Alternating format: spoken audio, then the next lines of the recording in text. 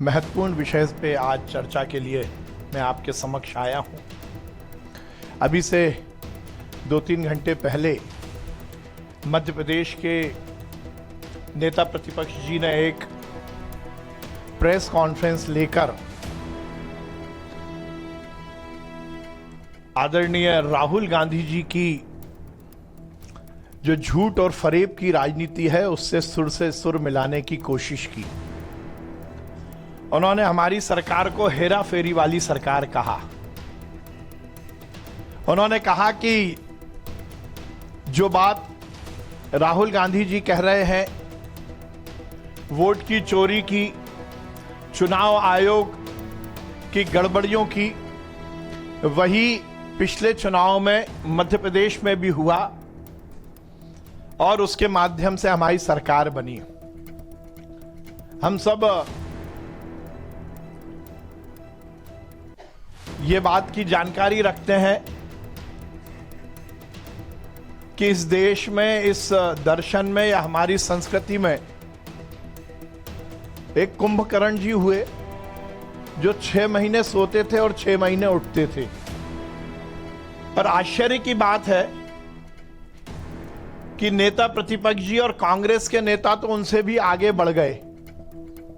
20 महीने हो गई सरकार बने हुए। 20 महीने पहले मध्य प्रदेश की जनता ने जनादेश भारतीय जनता पार्टी को दिया और यदि मैं दिनों की बात करूं तो लगभग 625 दिन हो गए। जोरदार मामला है कि 625 दिन बाद याद आई कि वोटों में गड़बड़ी हुई। 625 दिन बाद याद आया कि चुनाव आयोग ने वोटों की हेराफेरी कर दी और हमारी सरकार बन गई। कहा कि आज जो आंकड़े दी, मुझे आश्चर्य, जब सुबह प्रेस कॉन्फ्रेंस की खबर आई थी तो हमें लग रहा था कि बहुत सारी सीटों पर बात वो करेंगे, पर यदि दे पाए तो केवल 27 सीटों का नाम दिया। मध्य प्रदेश की जनता ने हमें 163 सीटों पर जिताया। तो आपने ये तो मान लिया कि हमें 163 में से 27 हटाओ तो भी 135 होती है। मुझे आश्चर्य है कि बिना किसी तथ्य के, बिना किसी आंकड़े के, बिना किसी बेस के कांग्रेस के नेता इस तरह से इस देश में गुमराह करने की राजनीति क्यों कर रहे हैं। आज से 5-7 दिन पहले इससे जुड़े हुए एक विषय पर मैं आपके बीच में आपके समक्ष उपस्थित हुआ था और उस समय भी हमने कहा था कि इस देश में हर समय कांग्रेस जब जब सरकार में रही या विपक्ष में रही, उसने संवैधानिक संस्थाओं का दुरुपयोग किया और जब विपक्ष में रही तो इस देश में संवैधानिक व्यवस्थाओं के खिलाफ प्रश्न चिन्ह लगाने का प्रयास किया। अब वोटों की चोरी की बात यदि करते हो तो राहुल जी, सबसे पहले वोटों की चोरी का इतिहास तो आपके पूर्वज जवाहरलाल नेहरू जी पर लगा था, क्योंकि जब प्रधानमंत्री बनने के लिए वोटों का विभाजन हुआ था तो जो इतिहास कहता है उसमें उनको केवल 1 वोट मिला था। उनसे ज्यादा वोट तो पटेल साहब को मिले थे, पर तो भी आप प्रधानमंत्री बन गए। आपके पूर्वज अंबेडकर जी के चुनाव की बात हो या उसके बाद हर हार के बाद कभी ईवीएम को दोष देना, कभी चुनाव आयोग को दोष देना, कभी वोटर लिस्ट पर प्रश्न चिन्ह लगाना। 90 चुनाव जिस व्यक्ति के नेतृत्व में लड़े गए हों कांग्रेस के और हर चुनाव में कांग्रेस हारी हो, उसकी मनस्थिति हम समझ सकते हैं। पर जिस प्रकार से आज नेता प्रतिपक्ष जी ने यह बात की है कि विगत चुनाव जो कि 625 दिन पहले हुए, 20 महीने पहले हुए, उसमें गड़बड़ी हुई, तो मैं आपके माध्यम से कांग्रेस के नेताओं को, राहुल जी को और नेता प्रतिपक्ष जी को कहना चाहता हूं, जिस संविधान की वो बात करते हैं, जिस संविधान पर यह देश चल रहा है, वो हमारे पूर्वजों ने, अंबेडकर साहब और उनके साथियों ने बहुत ही विचार के साथ बनाया और ऐसी हर एक विषय का उन्होंने विस्तृत रूप से उसमें निराकरण किया।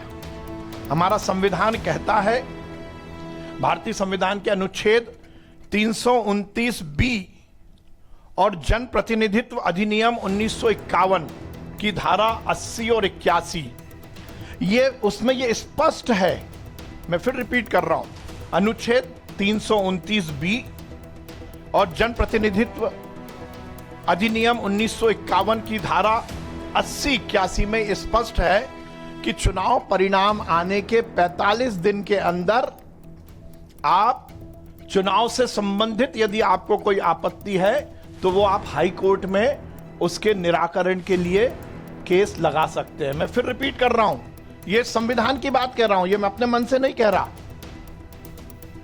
329B जन प्रतिनिधित्व अधिनियम 1951 स्पष्ट कहता है कि 45 दिन के अंदर चुनाव परिणाम आने के बाद आपको हाई कोर्ट में याचिका के माध्यम से चुनाव को चुनौती देनी चाहिए।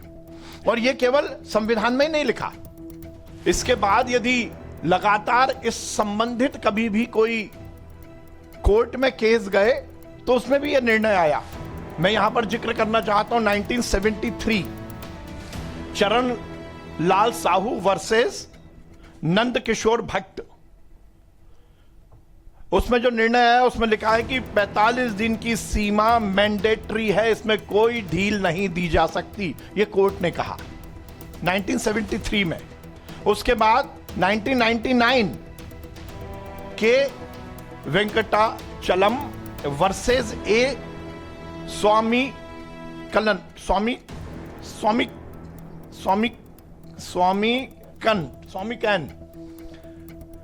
1999 चुनाव विवाद केवल इलेक्शन पिटीशन में ही उठ सकते हैं और समय सीमा में ही उठ सकते हैं।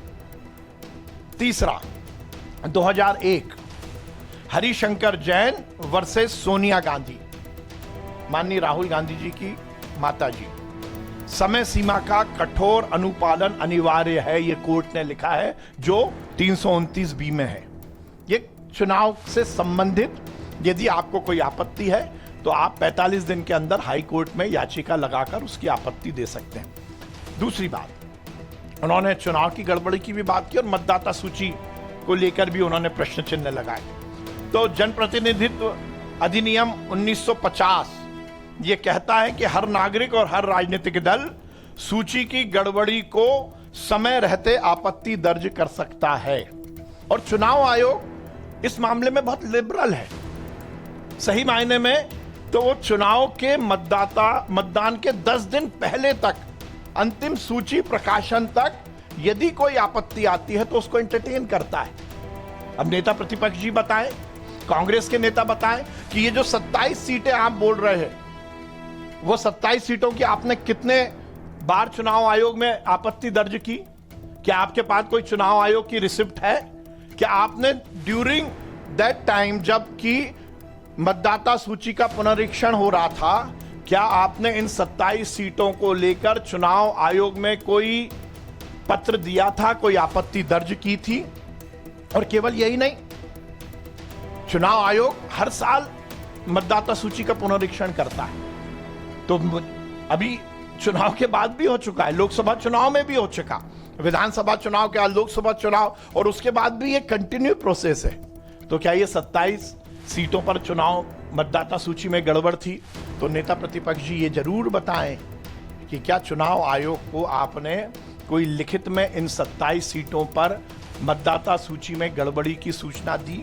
नहीं दी। चुनाव आयोग फॉर्म नंबर 6, 7, 8 ये प्रावधान है, इसमें भरकर यदि कोई नाम पर आपत्ति है, किसी के यदि 2 जगह पर नाम है उस पर आपत्ति है, यदि किसी का ट्रांसफर हो गया है उस पर यदि आपको आपत्ति लेना है, या कोई मृत हो गया है, तो फॉर्म 6, 7 और 8 ये तीनों का प्रावधान है। इसके तहत आप आपत्ति दर्ज कर सकते हैं। पर कांग्रेस पार्टी ने कोई आपत्ति दर्ज नहीं की, क्योंकि उनको मालूम है यथार्थ के खिलाफ वो जाकर बात करते हैं। केवल सनसनीखेज खबर बनाना, जनता को गुमराह करना, अर्बन नक्सलाइट की जो भाव है उसको स्थापित करते हुए व्यवस्था के खिलाफ प्रश्न चिन्ह लगा के अपने नकारापन पर पर्दा डालना, अपने फेल्यूअर को, अपनी चुनाव में नकारात्मक जो परिणाम आ रहे हैं उसके ऊपर फेस सेविंग के लिए ये काम करते हैं। और अभी हमें देखने को मिल रहा है, यदि 20 महीने की बात